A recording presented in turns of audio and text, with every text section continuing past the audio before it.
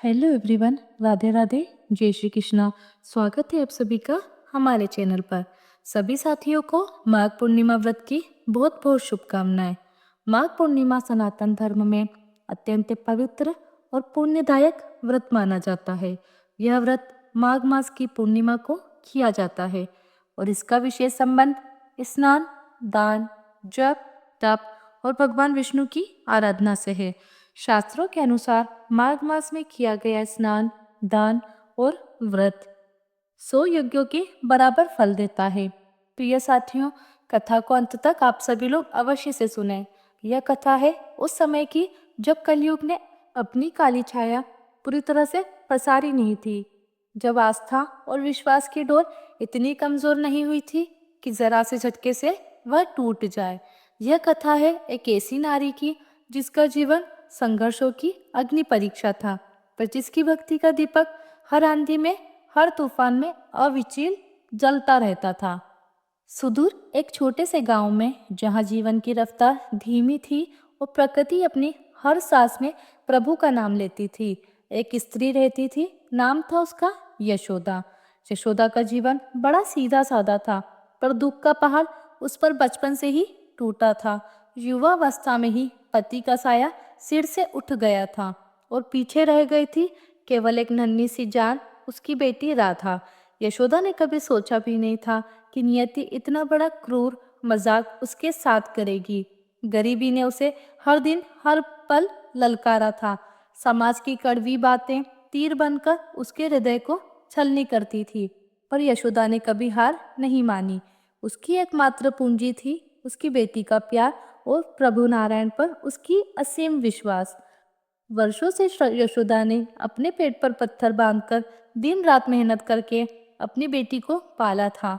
उसकी आंखें अक्सर आंसुओं से भरी रहती, पर उसकी आत्मा में नारायण के प्रति ऐसी अटूट श्रद्धा थी कि कोई भी कष्ट उसे झुका नहीं पाया।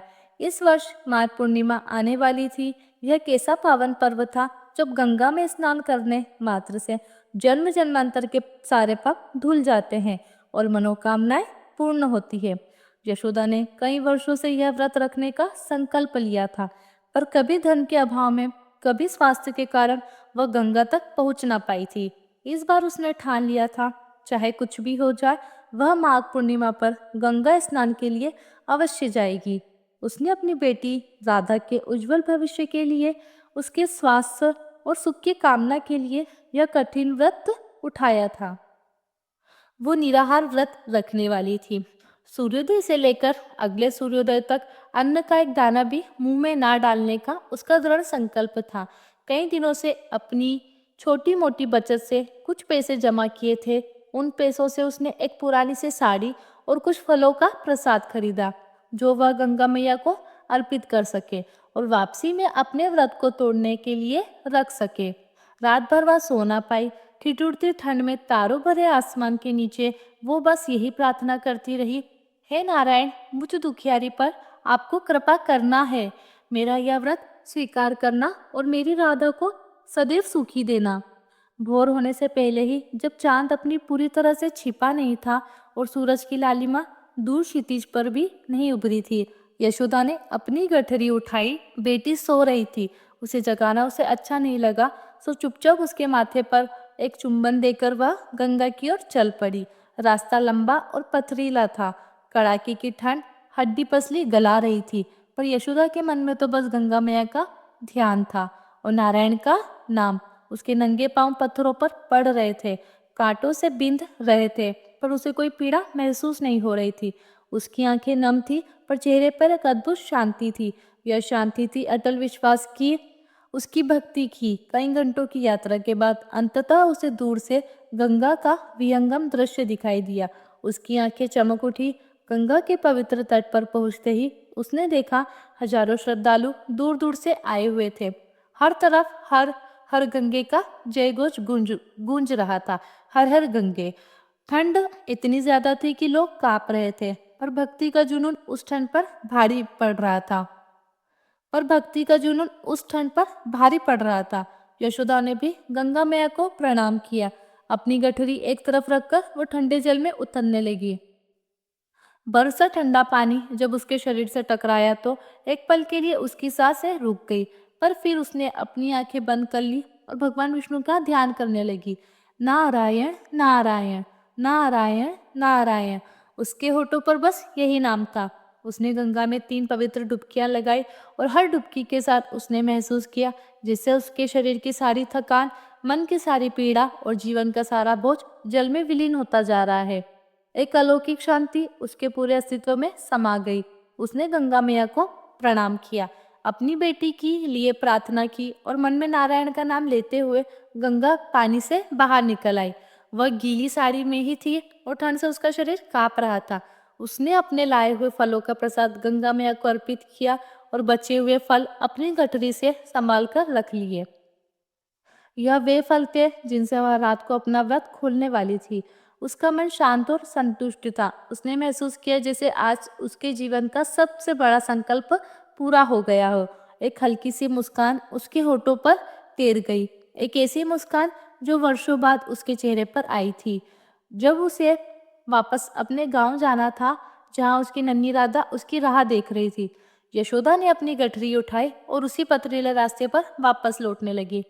उसका शरीर स्नान के बाद और भी शिथिल हो गया था और निराहार होने के कारण उसे हल्के से चक्कर भी आ रहे थे। सूरज अब धीरे धीरे अपनी पूरी आभा के साथ निकल चुका था और उसकी किरणें ठंडी हवा में हल्की गर्माहट खोल रही थी। वे धीरे धीरे कदम बढ़ा रही थी, मन में नारायण के भजन गुनगुनाते हुए। तभी रास्ते के किनारे एक बड़ी बरगद के पेड़ के नीचे उसकी नजर एक आकृति पर पड़ी। वो आकृति एक साधु की थी। साधु जीर्ण शीर्ण वस्त्रों में लिपटे हुए थे। उनका शरीर अत्यंत दुबला पतला था, मानो हड्डियों का सिर्फ मात्र ढांचा मात्र हो। उनका चेहरा पीला पड़ा हुआ था और उनकी आंखें भीतर धसी हुई थी। वे ठंड से कांप रहे थे और उनके होठों से हल्की सी करा निकल रही थी। यशोदा ने जब उन्हें देखा तो उसका हृदय करुणा से भर उठा। उसने ऐसे दयनीय साधु को पहले कभी नहीं देखा था। साधु के चेहरे पर भूख और लाचारी स्पष्ट झलक रही थी। वे इतने कमजोर थे कि उठ भी नहीं पा रहे थे।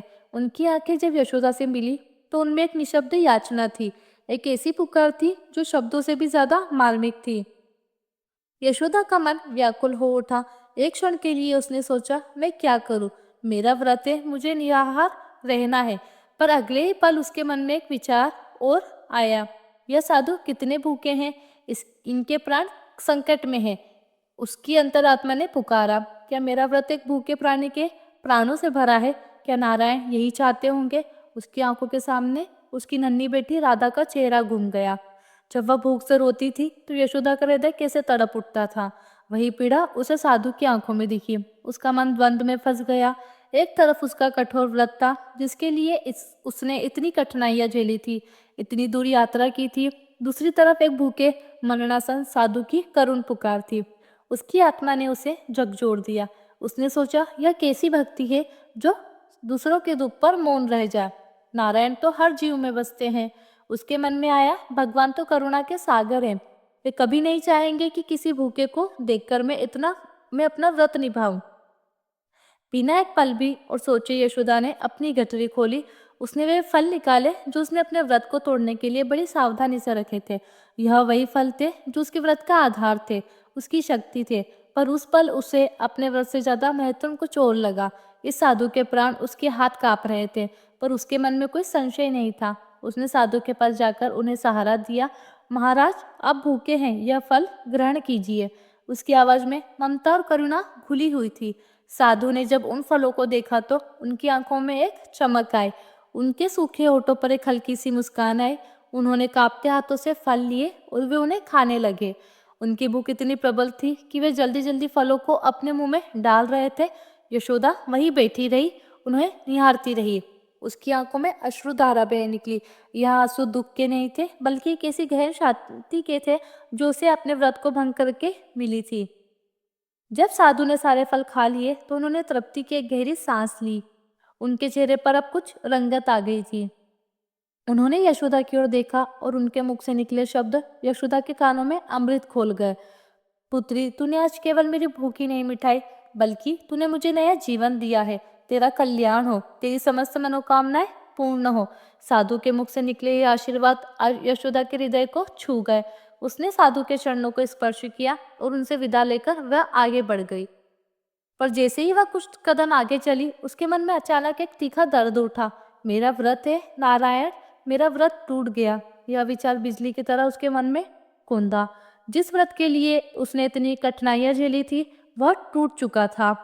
जिस व्रत के सहारे वो अपनी बेटी के भविष्य को संवारना चाहती थी, वह अब खंडित हो चुका था। कि आंखों से आंसू झरने लगे। यह कैसे हुआ? उसने तो परोपकार किया था, एक भूखे को भोजन दिया था, पर उसका व्रत तो टूट गया था। उसकी सारी मेहनत, सारी तपस्या सब व्यर्थ हो गई थी। वो वहीं जमीन पर गिर पड़ी और जोर जोर से रोने लगी। हे नारायण, हे मेरे प्रभु, यह क्या हुआ? मैंने तो बस एक भूखे को भोजन दिया था, पर मेरा व्रत तो टूट गया। मेरा सब कुछ सब व्यर्थ हो गया। मेरी राधा के लिए मैंने जो प्रार्थना की थी, वो अब कैसे पूरी होगी? हे जगदीश, हे लक्ष्मीपति, मैं क्या करूं? मुझसे यह क्या हो गया? उसकी आवाज में इतनी पीड़ा थी, इतना हाहाकार था कि मानो उसका हृदय फट जाएगा। वह अपने माथे पर हाथ पटकती हुई जार जार रोती रही। हे केशव, हे माधव, मैंने तो अनजाने में ही अपना व्रत तोड़ दिया। मुझे आप क्षमा करो, मुझे अभागन पर दया करो। मेरा व्रत टूट गया। यशोदा के रुदन की ध्वनि अभी शांत भी नहीं हुई थी कि अचानक वातावरण में एक अलौकिक प्रकाश फैल गया। आकाश में एक अद्भुत चमक उभरी और एक दिव्य सुगंध से पूरा वातावरण भर गया। यशोदा ने भयभीत होकर अपनी आंखें खोली। तभी आकाश से एक गंभीर पर अत्यंत मधुर और शांत आवाज गूंजी। शांत हो जा मेरी प्यारी बेटी, तेरी आंखों के यह आंसू व्यर्थ नहीं है। मेरा व्रत, तेरा व्रत टूटा नहीं बल्कि आज पूर्ण हुआ है। यशोदा ने अविश्वास भरी नजरों से आकाश की ओर देखा। यह किसकी आवाज है? उसके मन में एक प्रश्न उठा। कौन है जो मुझे पुत्री कहकर पुकार रहा है? वह अभी कुछ समझ ही नहीं पाती कि उसी क्षण उस अलौकिक प्रकाश के मध्य उसे एक भव्य दर्शन हुए। साक्षात भगवान नारायण के, साक्षात भगवान विष्णु के, अपने चतुर्भुज रूप में पीतांबर धारण किए हुए, शंख चक्र गदा और पद्म लिए गरुड़ पर विराजित होकर उसके सम्मुख प्रकट हुए। उनके मुख पर करोड़ों सूर्यों का तेज था और उनकी आंखों में असीम करुणा और प्रेम झलक रहा था। उनके दर्शन मात्र से यशोदा का शरीर पुलकित हो उठा। वो अवाक रह गई। उसकी आंखों से आंसू अभी भी बह रहे थे, पर अब वे पीड़ा के नहीं बल्कि परम आनंद और आश्चर्य के थे। वह अपने कानों पर विश्वास नहीं कर पा रही थी। भगवान विष्णु ने अपने दिव्य मुख से कहा, हे मेरी प्रिय यशोदा, तू क्यों इतनी व्यथित है? तूने जो किया वो किसी भी व्रत किसी भी तपस्या से कहीं ज्यादा श्रेष्ठ है। भगवान की आवाज में इतनी मिठास थी कि यशोदा मंत्रमुग्ध होकर सुनती रही। तेरा व्रत खंडित नहीं हुआ, बल्कि आज तूने मेरे हृदय को प्रसन्न किया है। माघ पूर्णिमा का स्नान, व्रत, दान, तप, इन सब का सार है दीन दुखियों की सेवा।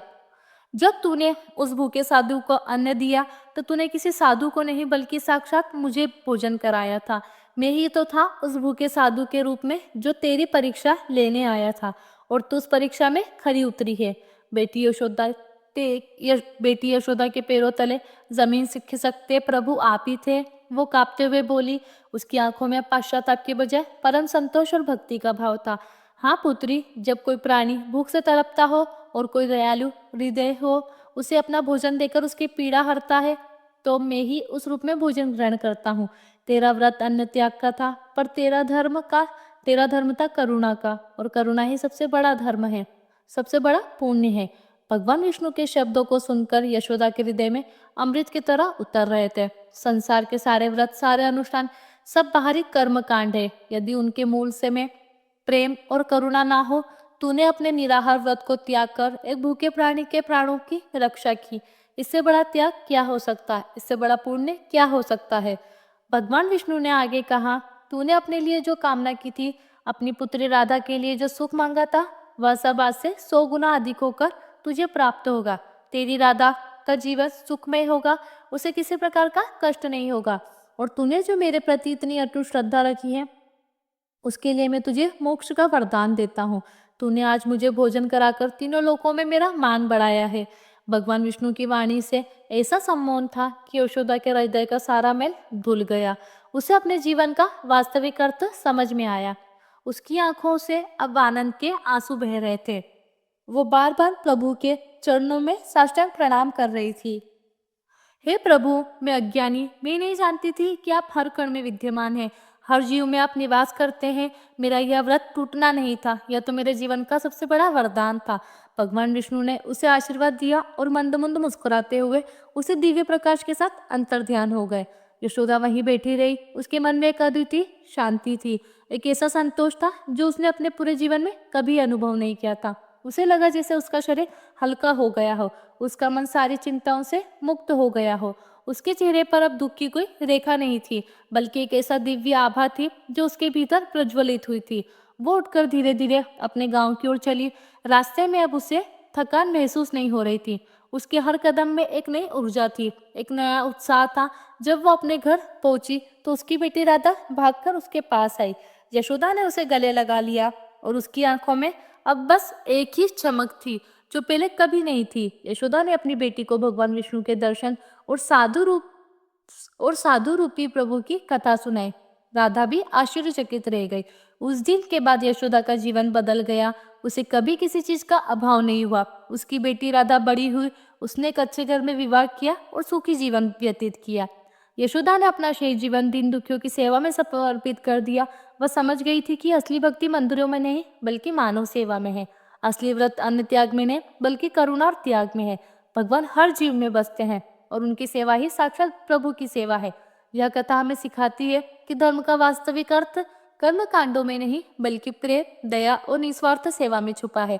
माघ पूर्णिमा का वो व्रत जो यशोदा का टूटा था, वो वास्तव में टूटा नहीं था, बल्कि वह तो परमात्मा के साथ उसके हृदय का सीधा संबंध स्थापित कर गया था। और यही सच्चा धर्म है, यही सनातन सत्य है। प्रिय साथियों, इस वीडियो में माघ पूर्णिमा की पावन व्रत कथा का हम यहीं पर समाप्त होती है। हम कामना करते हैं कि भगवान श्री हरि विष्णु साक्षात नारायण की कृपा आप सभी पर और आपके समस्त परिवार पर सदैव बनी रहे। जय श्री हरि, जय हो जगत के पालनहार। आपको हमारी कथा का यह वीडियो पसंद आया हो तो वीडियो को ज़रूर से लाइक कीजिएगा और आगे भी शेयर कीजिएगा। हमारे चैनल को सब्सक्राइब करना ना भूलें। मिलते हैं आपसे अगली वीडियो में। तब तक के लिए आप सभी को जय श्री राधे, जय श्री कृष्णा।